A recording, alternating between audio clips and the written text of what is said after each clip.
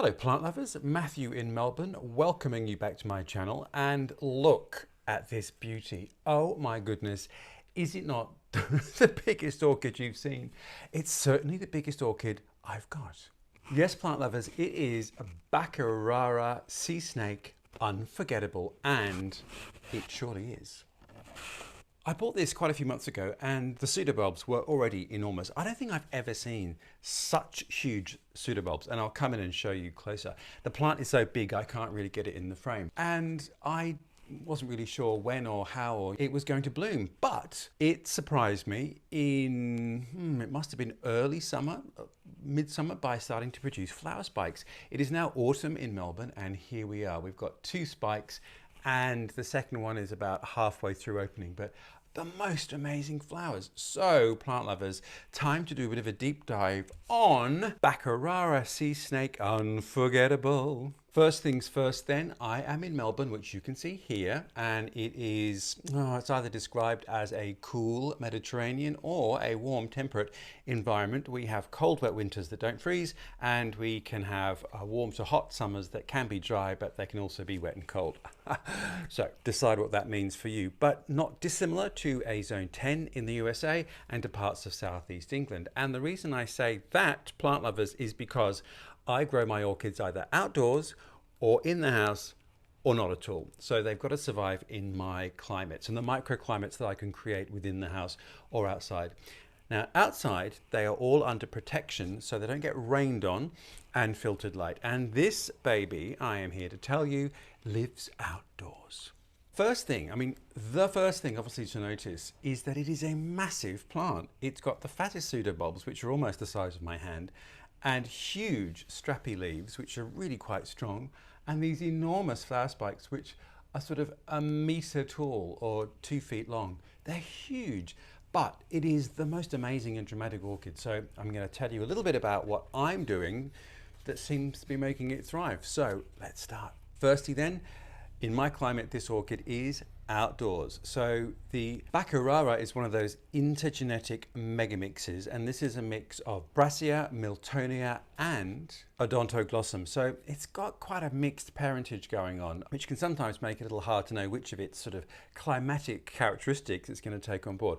But this is often described as a cool to intermediate orchid, so it certainly works in my environment.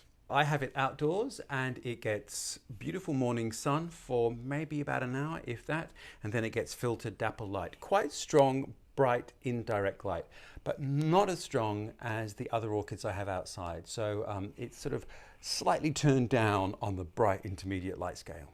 As you can see, I don't want to hit the ceiling, it is so big. Look, it is in a terracotta pot because, plant lovers, as we know, I am a terracotta pot kind of guy, and there are some good reasons for that. They are, firstly, they look more attractive. Secondly, they are faster evaporators. So particularly for plants like orchids that don't like wet roots, once you've watered something in a terracotta pot, a lot of that water will evaporate, which creates a little bit of mini humidity around the plant, but also means that the roots remain dry faster, and that is a better thing than if they're sitting in a plastic pot, which can retain the moisture but can create a bit of sogginess around them. So a lot of plants do actually benefit from terracotta. The downside is, though, in warm weather, particularly with species that maybe don't have pseudobulbs or need more watering, you've got to really be on top of it. One hot day and it can all turn to custard. So you do have to keep your wits about you in a warmer climate. Okay, so it's outdoors. It's not going to take temperatures, I think, below 5 degrees centigrade much, which is about 40 degrees Fahrenheit. Yeah, I think it's pretty tolerant. I might actually bring it indoors for the coolest month. We'll see how we go. It looks as though it's strong and can take it. I'm not too sure yet whether I'll leave it outside 12 months of the year or 11. And in terms of the mix, it's a pretty generic loose orchid mix for me. So what I do is I mix bark with a bit of perlite, with a bit of charcoal, and a tiny little bit of shell grit, which you get from pet stores, which is actually chicken feed. It helps chickens make their eggshells stronger. It's full of calcium. So apparently the orchid is able to extract the calcium from the shell grit. Who knows? But what helps them do that is mycorrhizal fungi. And as you might know, I always put a little soupçon of mycorrhizal fungi powder in the mix when I'm potting an orchid, as well as a couple of grains, literally just a couple of grains of a slow release fertilizer. So that's what this baby is potted in. As with most orchids, it is essentially just a free draining mix because you don't want these guys to be sitting in a dense and compacted medium where their roots can't breathe. And because it's intergeneric, it's generic in its needs, I think. So it is neither one thing nor the other, but the good rule of thumb is always to keep the roots aerated and not in a dense medium. Watering, pretty much par for the course. I water it when it's on the drier side. I don't keep it wet because orchids tend not to like that. So I do tend to keep it on the drier side. I don't let it dry out. In very hot weather, obviously water it slightly more, and in cooler weather, ease off quite a bit. But a good test is just to put your finger down into the medium and see how far you get until you hit dampness. I don't let this one dry out completely, but I do keep it slightly on the drier side. Fertilizer, as I mentioned, I pot it with a few grains of slow release fertilizer.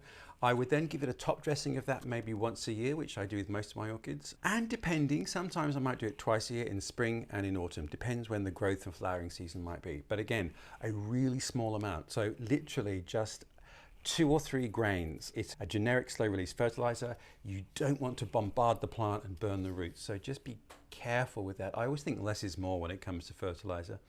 And then during its growing period, so really, which is for me during spring, summer and half of autumn, I give it maybe once every couple of weeks a diluted watering with a seaweed-based general fertilizer.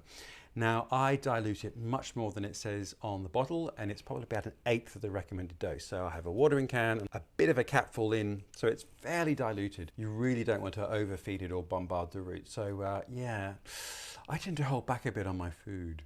And there we are. So the other thing I think to observe is that the beautiful flower spikes have come out of these new growths, which are massive, my goodness me. So as with most orchids, what you need to be focusing on then is new vegetative growth. So once this is flowered, I imagine it's going to probably start shooting late winter, early spring to start building up its new growths. We'll have to see. I haven't had this yet for a 12-month cycle, so I'm not quite sure when its growth is going to begin. So generally the flowers are going to die, there'll be a little moment of rest while it recoups its energy, and then it'll start sending forth shoots, and that would be a good time to top dress with slow release fertilizer just to give it a bit of an oomph as it's throwing up its new shoots. And given the size of these pseudobulbs and leaves, I imagine it is going to need all the help it can get. Other than that, I have to say, this has proven to be incredibly easy. I literally put it in a corner and then was stunned and surprised and delighted to see these flower spikes coming out, which I just wasn't expecting. So it's autumn in Australia. These apparently can flower through spring, summer and autumn. So it depends, I guess, where you are, what the conditions are that might stimulate the flower spikes. It does like a change in temperature from day to night. And as with a lot of orchid types, that does stimulate the flower spike production. So if you're in somewhere with more of an even temperature, it might be tricky. You might have to try and chill it down somehow at night. But as far as my climate's concerned, it's perfect because there is a good 10-degree difference between night and day. So that's great, and it suits a lot of orchids. There we are, and I just want to show you the size of the flowers. They are just immense. Look at them, aren't they beautiful? The flowers are almost like a mustard yellow with this beautiful burgundy striation, and then the lip is a bit more speckled, again in a burgundy on a sort of mustard yellow background. Alas, given the drama of the flowers, there's no fragrance, but you know, we can forgive it that because it is so dramatic and it looks incredible. You know, often with orchids, they're difficult to display because, you know, they might be an odd shape and you can't see the flower. Well, this sits on the floor, and because it is so tall, you always get to see the spray of flowers. So it also looks sensational. There we are, plant lovers. Bakerara Sea Snake Unforgettable. Sorry, I keep singing that. Anyway, it is unforgettable. I love it, and I hope I get new growth over its growing cycle so that next season I can get amazing flower spikes like this one. So far, it seems pretty low maintenance, pretty easy to manage, so they're not that uncommon. I think you'll be able to find them wherever you are, in florists or nurseries or garden centres or online, so have a go. You might just need to focus on the amount of space you need because it is a big baby. Enjoy your orchid growing wherever you are, and I look forward to seeing you next week with more adventures from my amateur struggles through the minefield of growing orchids here in Melbourne.